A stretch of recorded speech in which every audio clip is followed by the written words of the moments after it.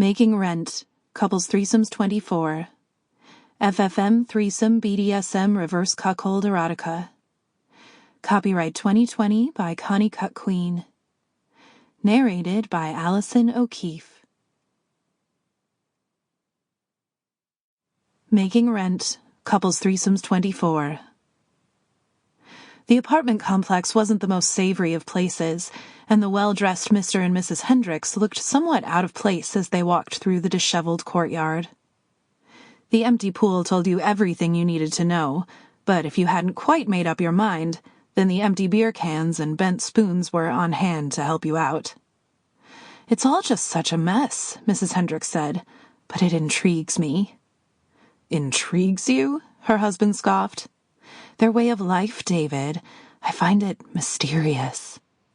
"People do what they need to do to survive." "I suppose you're right." "And part of surviving sometimes involves missing rent." "I do wish you'd let our agents take care of this," his well-to-do wife said.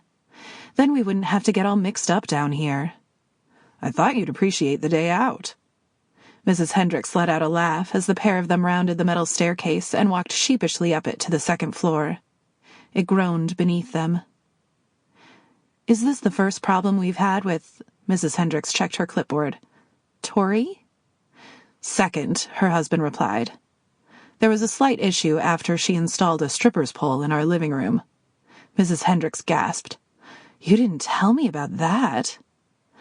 "I thought it best to keep quiet." "So she's a stripper?" "She certainly looks like she could be, Marie," Mr. Hendricks said. "Honey!" The pair of them walked to the door of the condo. They'd bought it as an investment several years ago, but so far it was proving more costly than lucrative. "I hope she has some clothes on," Mrs. Hendricks said out of the corner of her mouth. "Just because she's a stripper doesn't mean—" The door of the condo opened, and the leggy frame of an attractive brunette appeared. Her hair was down, flowing and lustrous, and her silk-looking dressing gown was open far enough to draw the eye. Her glamorous appearance didn't seem to fit with the look of this place. "Mr. Hendricks," she beamed, rolling her tongue along her pristine white teeth. Mrs. Hendricks looked to her husband, who wore a dreamy smile. She nudged him gently with her elbow.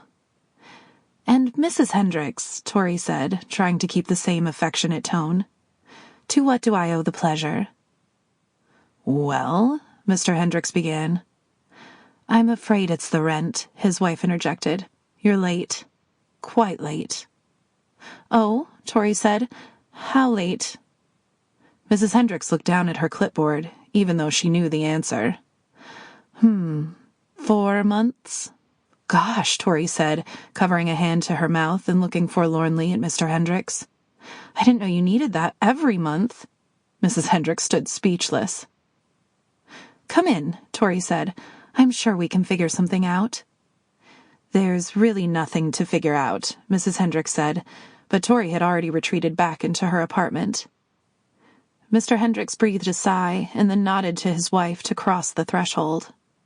She strode forwards, and he followed dutifully, looking at her tight dress as it stretched across her big ass. Mrs. Hendricks was no spring chicken, being almost twice Tori's age, but she definitely hadn't lost it. Her husband knew all too well that she could be a little firecracker herself if she wanted to. "So, you're a stripper," Mrs. Hendricks said, jumping in with both feet. Tori looked to Mr. Hendricks as though he'd betrayed her trust. "I am, yes." "And that's not paying very well?" Marie continued to probe. "I do okay," Tori said. "And yet, here we are," Mrs. Hendricks said. Her husband pulled out the collar of his shirt and cleared his throat. "I just don't have any money right now," Tori said. "But I've made some good investments, and I've got some returns coming my way soon, I promise." "Promises don't count for rent," Mrs. Hendricks said. "What does?" "Money mainly," Mr. Hendricks said. Tori sauntered over to the smooth, shining pole in the middle of her lounge. It shot up from the floor and hit the ceiling. She took a grip of it and swung around it, tossing her hair.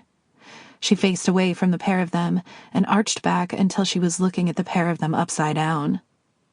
"You don't take..." Sample complete. Ready to continue?